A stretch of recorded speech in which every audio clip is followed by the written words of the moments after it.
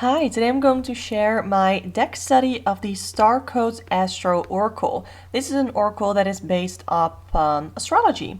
So I have done deck studies before. I've shared mine on the Dark Mirror Oracle, the Afro Avatar Tarot, and maybe another one as well. And I'll link the playlist up in the eye where I share my deck studies. And basically what a deck study is for me is that I go through every card and write down my personal associations for every card. This is usually a bit easier for me to do for Oracle because the guidebook usually already has a structure and it has set meanings for every card that I can sort of pick and choose from what I personally associate with the card. And with tarot, I really have to sort of stick to the tarot associations in combination with what is on the card, what is in the image. For example, with the Afro Avatar Tarot, where I had to relate tarot to the image from the card, which is depicted usually as some sort of a scene or a character from the show Avatar: The Last Airbender. That being said, with this one, I could use pre-knowledge that I already had about astrology, which I am not an astrologer by any stretch of the imagination, but I do have some knowledge of astrology. So I use that with this, and what my deck study looks like is I have a cheat sheet, in this case on my computer screen here, and I take that and I'll have that up on the screen while I share my deck study with you, but also when I use this deck in readings, I'll have it up on the screen so that I can use it for easy reference. I have seen other astrology-based oracle decks in the past, but this is one that after using a couple, I have used the Black Moon Astrology Oracle, but that one was just a little bit too dark for me color-wise. The images didn't really speak to me. And at the time that I had that oracle, I really didn't know pretty much anything about astrology, so it was really too much for me. And I decluttered that and then purchased the Barberi Zodiac Oracle, which I do still have, and that one only has the planets, the signs, and the 4 elements. So really a bare bones sort of astrology deck, and I did enjoy it, but now that I am a little bit better versed in astrology and I know a little bit more of how I use Oracle, and I really like the images on this deck, I decided that I was gonna go for this one, and this is gonna be my new astrology oracle deck. To show you a little bit of what is in the guidebook to maybe help you put together your own deck study of this deck or any deck, we're gonna start with the first card, Aries Act, and it talks a little bit about the sign itself, then what action the card could prompt you to want to take, or it encourages you to take, then a challenge you might be facing when you pull this card, and some sort of a gift that comes with this card. So I really liked their approach, and I combined their approach in the guidebook with my own knowledge of astrology. And I could probably go even more in depth for this deck study, but I am not at that part of my astrology journey yet. So let's start with the actual deck study. I'm gonna show you every card and then talk about the keywords that I have for it. So for Aries, I wrote down energy, action, taking risks, taking control, doing things out of passion, going into a new direction, being impatient, driven, and having a temper. For Taurus, we have hold still, dig in, grow roots and strengthen over time, manifest in a practical way, being stubborn, patient, stable, and taking some self-care. Gemini, gather and share information, being intellectual, quick in mind, adaptable, communicative, curious, talkative, writing firm opinions. Cancer, dive deep in emotions and come back home. Defenses keep people out, called to parent yourself and others. Nourish your connections. Leo, be brave, visible, share from the heart, warm all those around you, take up space and be honest rather than modest. Virgo, be specific, sort and release a habit, change how you interact, edit and create.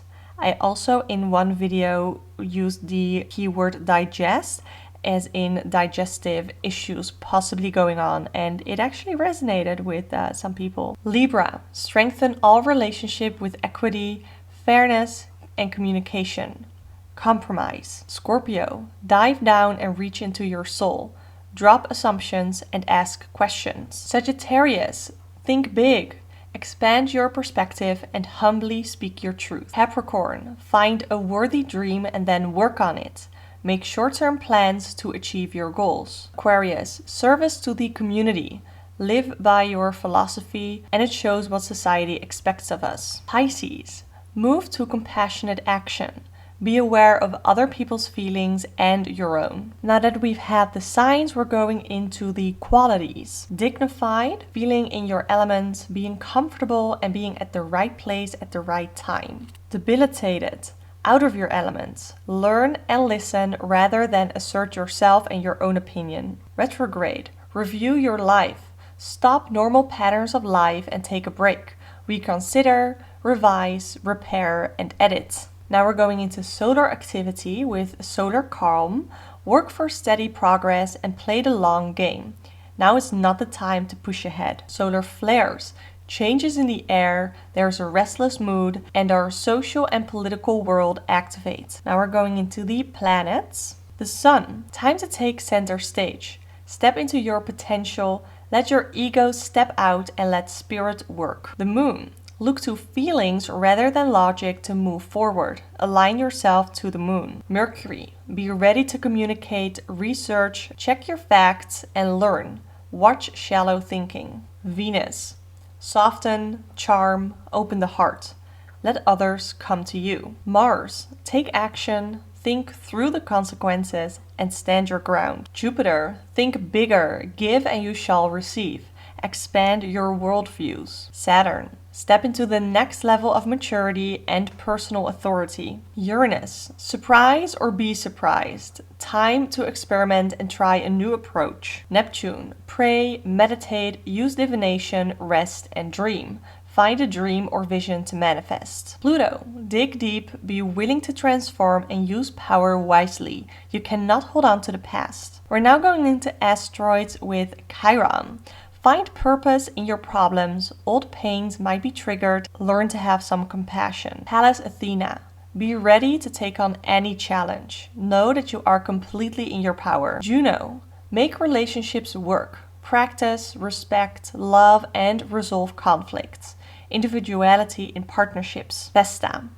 Evaluate yourself and your life. It may be time for a retreat or a chance to clear yourself. Now we have lunar nodes with the south node. Learn new ways to respond, old traumas, heal triggers and patterns from the past. North node. Set long-term goals, branch out and explore new territory. Next are cardinal points, starting with the ascendant. Notice what you project onto the world and take responsibility for how you are seen. Midheaven, your professional reputation, your definition for success. Descendant, invite others in your world, keep healthy boundaries and open your heart. This is hard for me to pronounce. Imam Kuli? Cool. I think so.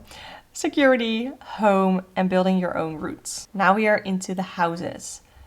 First house, take responsibility for how you are perceived. Don't be shallow about others. Second house, explore how you feel about money and clean up your material acts. Third house, check lines of communication and your thinking process. Understand the intent behind messages. Fourth house, make home a sanctuary. Create space to live an authentic life. Fifth house, ponder your loves and longings. Whatever activates your heart.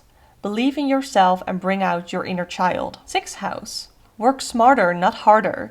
Make your life sustainable. Input and output have to match. So a healthy work-life balance. Seventh house, nurture your relationships.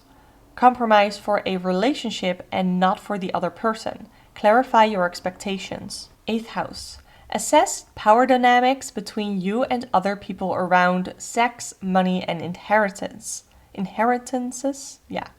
Face your fears. Ninth house, go exploring outside of your comfort zone. Explore in your mind, body, and soul. 10th house, step up and take on the next level of personal authority. Build something with a clear blueprint. 11th house, look for the answer among your social circles, being affected by group mindsets. 12th house, introspect. Look for private motives, surprise angels. Take time alone to develop an idea or listen within. Now we have aspects. Conjunction, find people and allies who support your ideas. Don't go at it alone. Trying sextile, lean into what is easy and comfortable and use that to renew, grow, and expand. Opposition, being challenged to grow. If the way feels blocked, look for another path. Square, semi-square, gwingunks. Need for juggling, muscle building, and careful coordination. Reconcile conflicts within. Transits. Surrounding conditions are changing. Stay alert and aware, ready to respond to incoming dangers and opportunities. And last, progressions. Stand back and look at your life's journey. Trust the tides and set your own sails. Like I said, these are my own interpretations of the cards. There is so much more that you could add to this deck study if you are into astrology yourself. So to talk a little bit more about the deck itself, it is published by Hay House. The cardstock is pretty cardboardy, papery. I personally really like it because I like it when I can easily shuffle things. And this is a great shuffle, like that. So how I've been using this is mainly for energies in a reading, just when I ask questions, just really simply, pretty much similar to tarot, I guess, which is different for me because I usually have very specific uses that I have an oracle deck for. I have an oracle deck for self-care, one for self-empowerment. I have one for shadow work, which is the Dark Mirror Oracle, which to me really shows what is hiding underneath, things that are hidden. So that is what I mean with shadow work. But this one is different because it connects astrology to the cards, which tarot also does, of course, in a way, if that is a layer that you want to have within your tarot reading. But I really appreciate this deck, and it goes really great. It goes aesthetically really well with my decks, which I have done an entire video on tarot aesthetics. But here, this is my White Numen. I love my White Numen. It's definitely part of my aesthetics, and it goes great with my White Numen, doesn't it? I think it does.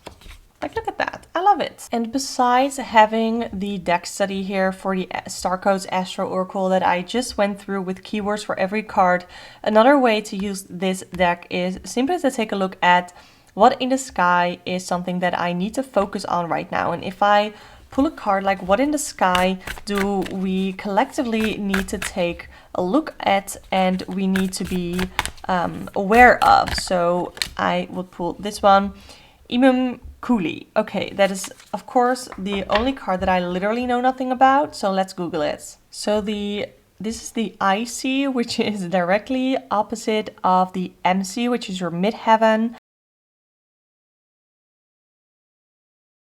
So that is just another way that you can use the Starcodes Astro Oracle as well. I'd love to hear your thoughts on my deck study of the Starcodes Astro Oracle. Do you have it? Are you intrigued by it? Or do you have another astrology-based deck that you like better than this one? I think this one is going to be my current perfect astrology oracle, just because I really like it and I think that it still has a lot to teach me. If you want to see more videos like this, like deck studies or just other tarot chats, I also do pick a card readings, definitely subscribe to the channel and I would love to have you here. Don't forget that you can listen to my podcast where I do weekly forecasts through tarot and astrology, and the video version of that podcast is available in my channel membership, which you can click the join button down below, or you can book a private tarot reading with me. But for now, I want to say thank you so much for watching and I hope to see you next time.